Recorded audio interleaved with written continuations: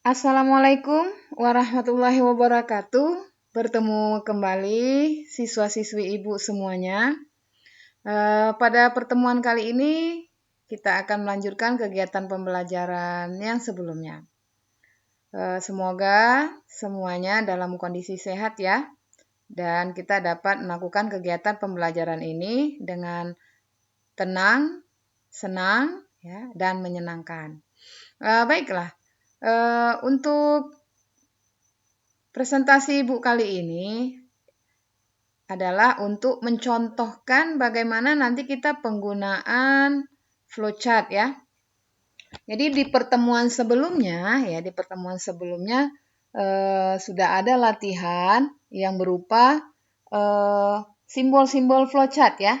Jadi Ibu harapkan diperhatikan kembali lagi simbol-simbol flowchart yang sudah siswa cari ya, sudah dikumpulkan. Nah, itu dibaca-baca lagi.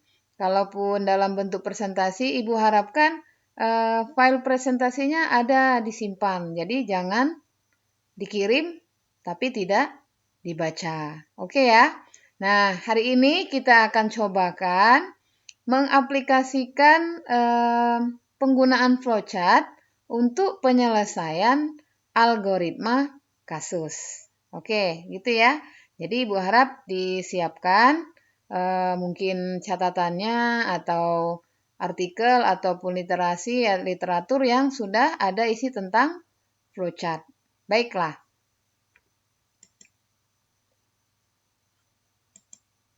Nah, sebelum kita masuk ke contoh ya, ini Ibu sampaikan sedikit nanti bagaimana sih sebenarnya kalau kita menggunakan flowchart dalam penyelesaian algoritma program. Nah, ini ada tahapannya ya. Jadi nanti siswa perhatikan baik-baik tahapannya itu dengan contoh yang ada di kasus yang Ibu berikan. Gitu ya. Yang pertama, ini urutannya ya. Yang pertama, start ya. Start, apa itu maksudnya? Berisi pernyataan untuk persiapan peralatan yang diperlukan sebelum menangani pemecahan persoalan. Nah, segala sesuatu yang nanti dikatakan awal dari tahapan kita membuat algoritma itu dikatakan start. Jadi kita siap-siap ya, bersiap-siap. Ingat, di simbol flowchart sudah ada nama-namanya ya. Ibu harap dibaca-baca lagi ya. Jadi nanti waktu kita prakteknya ya, waktu praktek menggunakan algoritma itu lebih gampang. Oke? Itu yang pertama. Yang berikutnya ada read. Read berisi pernyataan kegiatan untuk membaca data dari suatu peralatan input. Nah, read ini nanti bisa juga dikatakan dia input. Artian input di sana ada memasukkan data ya. Lalu read, apa beda input dengan read nanti? Kalau read biasanya datanya ada juga yang muncul. Artinya munculnya bagaimana? Sudah di-set dari awal nilainya itu muncul atau keterangannya itu muncul ya. Beda dengan input. Kalau input nanti kita masukkan sendiri saat kita membuat program gitu ya. Jadi nanti istilahnya hal-hal yang berkaitan dengan input, hal yang berkaitan dengan masukan nanti disebut dengan read.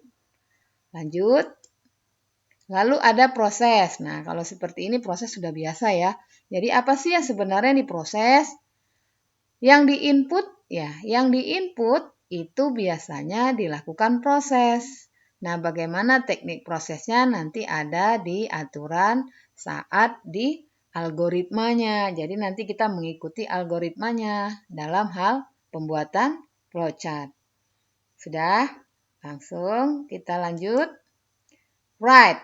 Nah, di sini ada tahapan write. Tahapan write ini adalah kalau kita nanti sudah melakukan proses yang mau kita cetak, yang mau kita tulis, yang mau kita hasilkan itu ada di bagian write. Sering juga disebut dengan output. Jadi nanti istilahnya di dalam kita pembuatan algoritma nanti ada read, ada write. Jadi read itu bagian input, write itu bagian output. Simbol di flowchart sama nggak? Read dengan write. Sama ya. Jadi nanti kita membedakan itu simbol, nanti kita pakai kata-kata read dan kata-kata write. Oke, lanjut ya. Lalu ada and. Nah, and ini mengakhiri kegiatan pengolahan. Dalam artinya, nanti kalau kita buat algoritma ada simbol and untuk flowchart. Nah, nanti dicek lagi. Antara star dengan and, apakah simbolnya sama? Iya, sama. Hanya saja nanti yang membedakan adalah teks yang ada di dalamnya. Oke? Siap ya? Kita mulai. Nah, ini ada contoh ya, contoh penggunaan flowchart. Ada kasus nih. Kasus sederhana saja Ibu buat. Jadi seorang ibu akan membuat nasi goreng untuk sarapan pagi. Menyiapkan 1 piring nasi, 1 butir telur ya, yang sudah dikocok, kemudian 2 sendok mentega, 2 sendok kecap manis, 1 sendok sambal, garam, kuali pengaduk nasi. Ini algoritma sederhananya. Nah, dari algoritma ini nanti kita mau pindahkan kata-kata ini ke dalam flowchart. Siswa harus bisa membedakan mana dari 11 tahapan ini yang termasuk tadi start atau persiapan, lalu yang mana termasuk read, yang mana termasuk write, yang mana termasuk end. Nah, gitu ya. Jadi nanti siswa harus bisa membedakan kalau nanti contoh kasusnya dalam bentuk kalimat seperti ini, urutannya gitu ya, algoritma dalam bentuk kata-kata misalnya. Ya, kalau kita belajar penyajian algoritma ada berapa? Ada 3. Ada flowchart, ada pseudocode, ada bahasa natural. Nah, ini salah satunya bahasa natural yang artinya bisa kita pahami karena kita sering menggunakan kata-kata ini dalam komunikasi sehari-hari. Sudah ya? Nah, yang natural ini akan kita konversikan ke dalam flowchart. Oke? Sekali lagi diingat ya. Yang mana tadi bagian star, yang mana bagian read, yang mana bagian write, dan yang mana bagian end. Iya. Oke? Iya, oke lanjut ya. Nah, ini mulai. Mulai atau start. Siapkan nasi, siapkan mentega, siapkan kecap, siapkan telur, siapkan sambal, siapkan garam, kuali, pengaduk nasi. Kita siapkan semuanya. Hal-hal yang nanti akan kita gunakan di dalam proses. Kemudian, bergeser kita, ingat simbol ini ya. Jadi ini ada simbol panah, garis ada ujungnya panah, itu adalah tahapan penunjuk langkah berikutnya. Setelah disiapkan, kita masuk ke langkah input ya. Bagian read, ya ini bagian read ya. Masukkan mentega, masukkan telur. Tadi katanya kalau udah dimasukkan mentega kemana? Ke kuali, ya kan? Kuali. Nah, tadi kata-katanya ada kuali. Disiapkan kualinya sudah, lalu kualinya diletakkan di atas kompor ya. Kemudian masukkan mentega, menteganya 2 sendok tadi ya. Lalu masukkan telur yang udah dikocok ya. Habis itu diaduk rata. Ingat simbolnya ini ya, beda-beda ya. Di sini simbol start, di sini simbol persiapan, di sini simbol read ya. Di sini ada simbol proses persegi panjang. Lalu ini adalah garis koordinasi, garis perintah.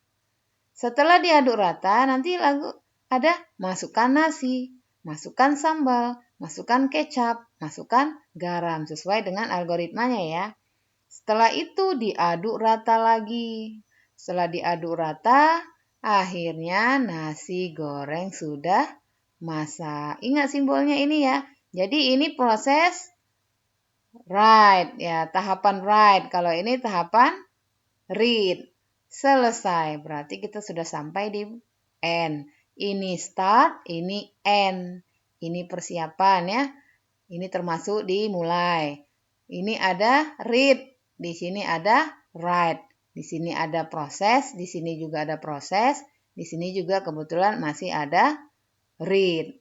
Oke ya, bukan write. Ini bukan write ya, ini masih read. Sudah? Perhatikan ya. Nah, lanjut. Bagaimana jika kasusnya sebuah perhitungan? Nah, ini ada contoh kasus. Seorang anak setiap hari mengumpulkan uang sebesar Rp50. Uang yang terkumpul berjumlah Rp450. Nah, pertanyaannya apa? Berapa harikah dibutuhkan anak tersebut untuk mengumpulkan uang sejumlah Rp450? Nanti dari cerita ini siswa harus bisa memilah ya, yang mana di read, yang mana di write. Sudah? Yang di read yang mana? Yang di read itu adalah uang, ya, uang yang sebesar Rp50 dan uang yang sebesar Rp450. Lalu nanti yang diproses atau di write yang mana? Hari. Nah, dia bertanya apa? Hari ya. Yang ditanya di sini hari. Berapa harikah untuk anak tersebut membutuhkan hari untuk menghasilkan uang sebesar Rp450. Nah, dari cerita ini kita susun algoritma pemecahannya. Langsung flowchart? Tidak. Kita buat dalam bentuk bahasa natural dulu agar lebih gampang nanti konversikannya ke dalam flowchart. Kita lanjut ya. Nih algoritma pemecahannya. Nah, seperti ini. Nah, ini bahasanya lebih mendekati kemana? Ke pseudocode. Ya, kalau seperti ini ke pseudocode. Ada 2 yang sudah kita cobakan. Nah, ini sudah pseudocode. Jadi, kita pertama deklarasi variabel. Variabel artinya apa? Ya, hal-hal apa saja nanti yang kita akan pakai di dalam proses atau pengolahan. Di sini Ibu contohkan uang 1 ya. Uang 1 yang nilainya adalah Rp50. Uang 2 nanti yang nilainya itu Rp450. Hari. Nah, ini hari nanti yang akan kita proses. Jadi, di deklarasi variabel ini, apa-apa saja yang diinput, apa-apa saja yang diproses, apa-apa saja nanti yang akan di-write atau menjadi output, itu harus dideklarasikan. Ibu ulangi ya. Di bagian deklarasi, apa-apa saja yang diinput atau read, dan apa-apa saja yang nanti diproses, ya, diproses, dan apa-apa saja yang nanti akan di-write atau dijadikan output harus disebutkan di sini. Bu, itu kenapa ada integer? Integer ini nanti kalau kita sudah masukkan ke dalam program, hasil yang muncul nanti untuk variabel-variabel ini bernilai bilangan ya, bilangan atau angka. Makanya disebut dengan integer. Nanti kita ada pelajari sendiri khusus untuk tipe data ya. Jadi ini hanya contoh saja ya, hanya contoh saja. Lalu kita lanjutkan. Setelah kita deklarasi variabel, kita read. Apa yang di-read? Ya, tadi ada uang 1, jumlahnya 50. Uang 2, jumlahnya 450. Bu, kenapa tidak pakai kata rupiah? Jangan, kalau nanti pakai kata rupiah, ini sudah salah. Ini kan integer artinya apa? Tipe datanya yang bilangan. Rupiah itu kan sudah teks, jadi tidak perlu pakai kata rupiah. Di sini juga tidak perlu pakai kata rupiah. Selesai. Lalu proses. Apa yang diproses? Kita mau cari hari. Bu, hari ini kan teks Bu. Kenapa bisa diproses? Kalau untuk variabel tidak ada masalah. Seperti ini juga kan teks ya kan. hari. Yang penting kita pastikan tipe datanya. Hasil akhirnya itu harus sesuai. Nah, di sini ada perhitungan. Hari sama dengan uang 2 dibagi uang 1. Artinya untuk mencari jumlah hari, ya, berapa hari yang dibutuhkan, kita melakukan perhitungan 450 dibagi 50. Artinya bukan angkanya yang kita masukkan kemari, tapi variabelnya. Ya, ingat ya. Yang dimasukkan kemarin bukan angkanya, tapi variabelnya. Yang mewakili angka 50 dan yang mewakili angka 450. Uang 2 dibagi uang 1. Berapa? 450 dibagi 50. Jadi ingat ya, nanti di sini bukan angka yang dimasukkan, tapi variabelnya. Oke? Hasil running, outputnya atau nanti write-nya. Write hari. Write hari. Kenapa enggak angkanya, Bu? Iya, karena kita memang mau mencetak hari, bukan mencetak angka. Nanti di dalam program itu akan muncul sendiri angkanya tanpa diketikkan. Dari mana? Dari proses ini. Gitu ya. Oke? Write hari, selesai. Jadi ini deklarasi variabelnya, ini read atau inputannya, ini prosesnya, kemudian hasil runningnya, dan selesai. Itu contohnya. Lalu bagaimana kita terjemahkan ke dalam flowchart? Ini dia berikutnya.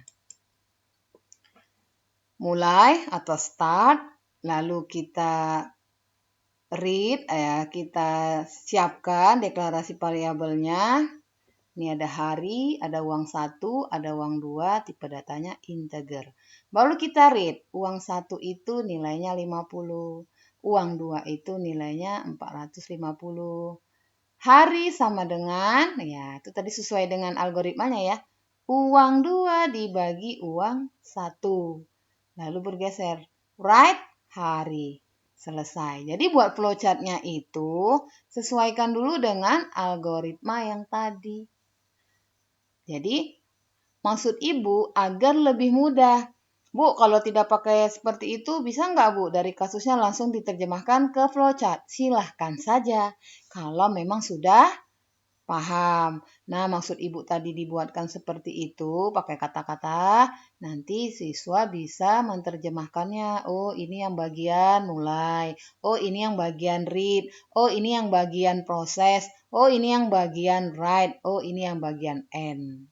Jadi begitu agar lebih mudah. Tapi kalau memang mau langsung ke flowchart, silakan saja.